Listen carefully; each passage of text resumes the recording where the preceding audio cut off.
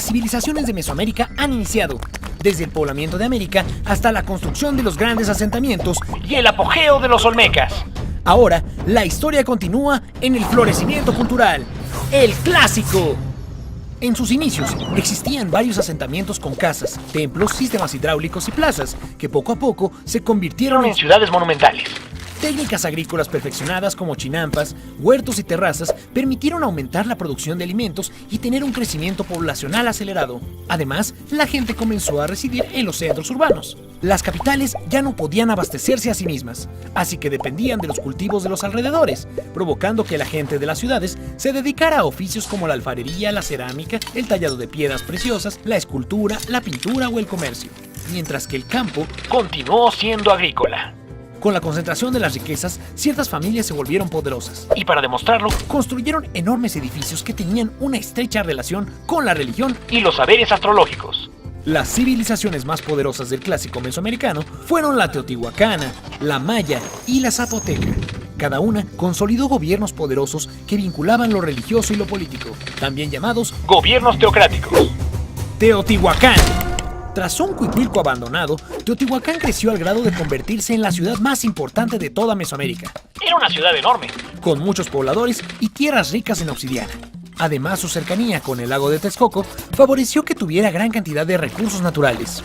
Teotihuacán estaba repleta de talleres donde se elaboraban cuchillos, puntas de obsidiana, molcajetes, vasijas, metates, máscaras adornadas con piedra y cerámica que después se comerciaban a tierras muy lejanas. Al ser tan próspera, Teotihuacán recibía migrantes que fundaban sus propios barrios y conservaban su propia lengua. Era una ciudad multicultural. La arquitectura se basaba en una construcción monumental que favoreció la observación astronómica. Reflejaba las ideas religiosas y reconstruía el mundo divino mediante caminos, puentes, túneles y pirámides. De ahí el nombre de la ciudad donde los hombres se convierten en dioses. La calzada de los muertos, el eje central de la ciudad, medía más de 3 kilómetros y desembocaba en la plaza de la pirámide de la luna, enfrente de la pirámide del sol. Los astros que regían la vida y el tiempo fueron construidas sobre un túnel subterráneo que finalizaba en el área central de la pirámide.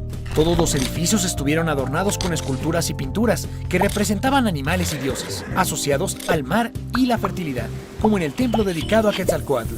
Sus dioses representaban fuerzas naturales, atribuciones de la vida y la muerte o seres míticos con características humanas y animales. Los más importantes fueron el dios de la lluvia y la tierra, el dios del fuego, la diosa del agua, la serpiente emplumada y el dios cubierto de piel humana. A pesar de todo su poder, Teotihuacán no desarrolló significativamente la escritura, la astronomía ni las matemáticas. El evidente contraste con la cultura de los mayas. Los mayas estaban fuertemente influidos por los teotihuacanos, pero con el crecimiento de las ciudades floreció una cultura propia sumamente avanzada. Los mayas del periodo clásico registraban los acontecimientos importantes de sus gobernantes en enormes estelas utilizadas como altares.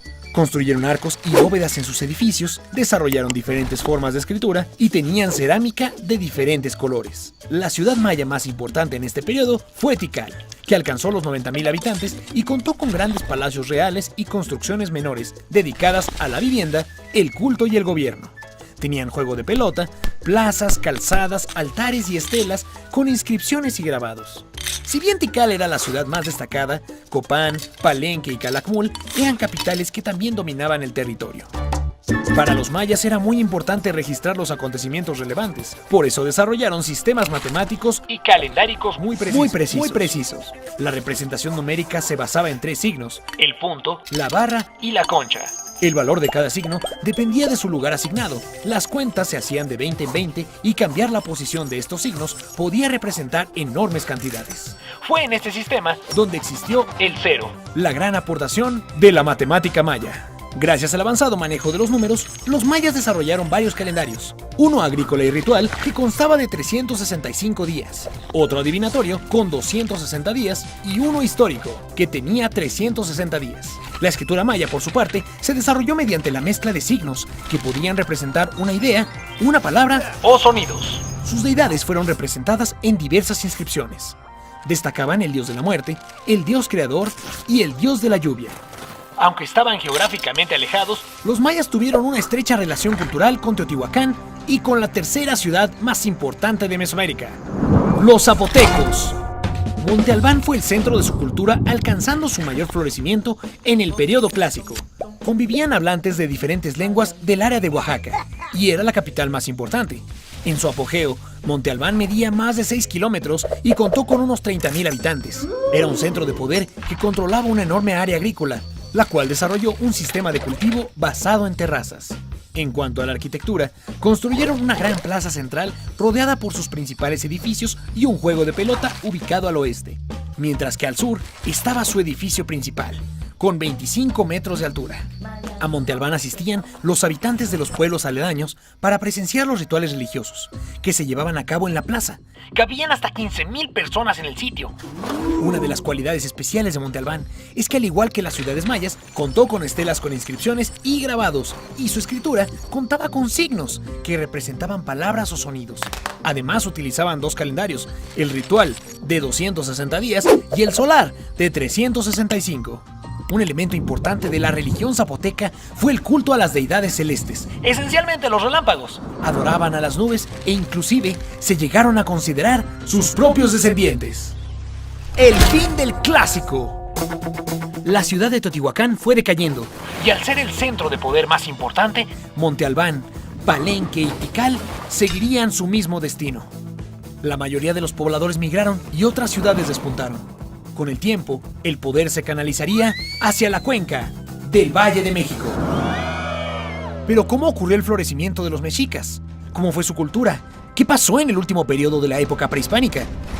¡Descúbrelo en el próximo episodio de La Trama del Tiempo! ¡Historia de México! Esta historia continuará.